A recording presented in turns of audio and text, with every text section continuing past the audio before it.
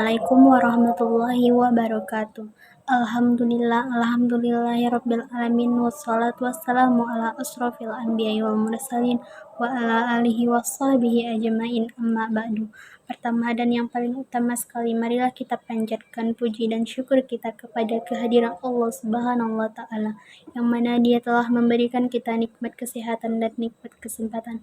Perkenalkan, nama saya Firdayani dengan NIM 2414010167. A'udzu billahi minasyaitonir rajim. Bismillahirrahmanirrahim. Ya ayyuhalladzina amanu idza nudiya lis-salati min yaumil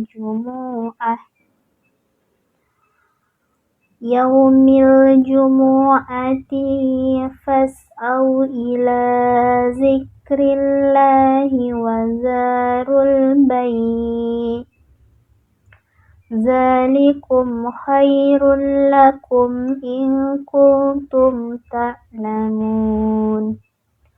Fa iza qudiyatis salatu fantasiru fil ardi wabtaghu min fadlillahi wazkurullaha katsiran la'allakum tuflihun.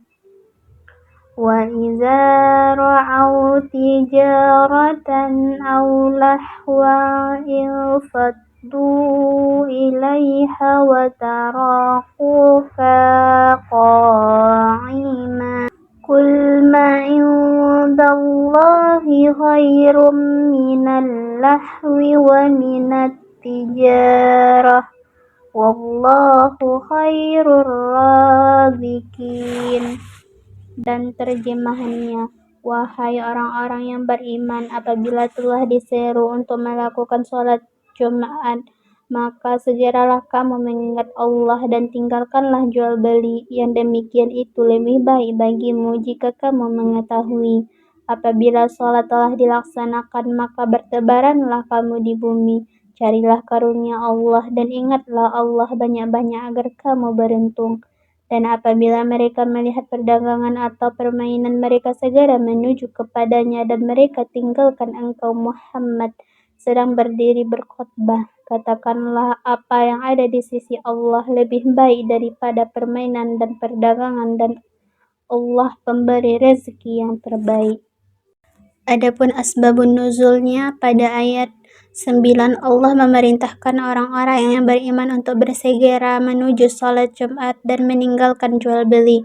Menurut riwayat Ibnu Katsir, ayat ini turun sebagai ketetapan hukum yang mewajibkan kaum muslimin untuk mengutamakan kewajiban salat Jumat di atas aktivitas perdagangan dan duniawi lainnya. Pada ayat 10 menurut Al-Qurtubi, ayat ini menunjukkan bahwa Islam tidak melarang aktivitas ekonomi tetapi mengaturnya agar seimbang dengan kewajiban ibadah. Pada ayat 11, peristiwa ini sebagai teguran bagi orang-orang yang meninggalkan khutbah demi urusan dunia. Penafsirannya menurut tafsir Ibnu Katsir, ayat 9 menegaskan bahwa ayat ini mengajarkan pentingnya mendahulukan sholat. Adapun penafsirannya menurut tafsir Ibnu Katsir, ayat 9 menegaskan bahwa ayat ini mengajarkan pentingnya mendahulukan sholat dibanding urusan dunia.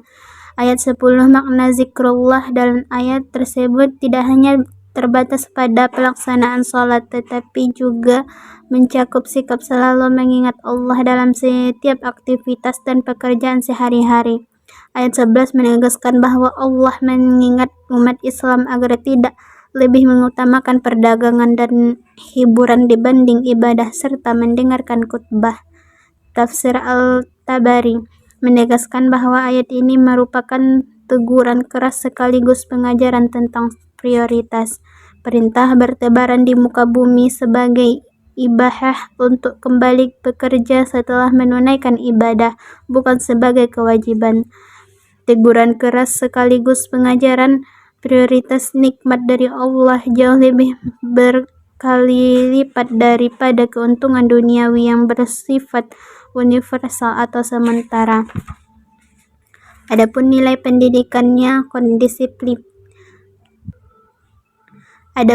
pendidikannya, yang pertama kedisiplinan dan ketekunan beribadah. Ayat memerintahkan kaum muslimin untuk segera merespons panggilan azan Jumat. Dalam konteks pendidikan, nilai ini mengajarkan peserta didik untuk disiplin dan menjalankan kewajiban ibadah, tidak menundanya demi kepentingan dunia. Ayat 10, keseimbangan antara ibadah dan kerja, mengajarkan peserta didik tidak hanya fokus pada aspek spiritual semata, tetapi juga mengembangkan potensi diri dalam bidang ekonomi dan sosial.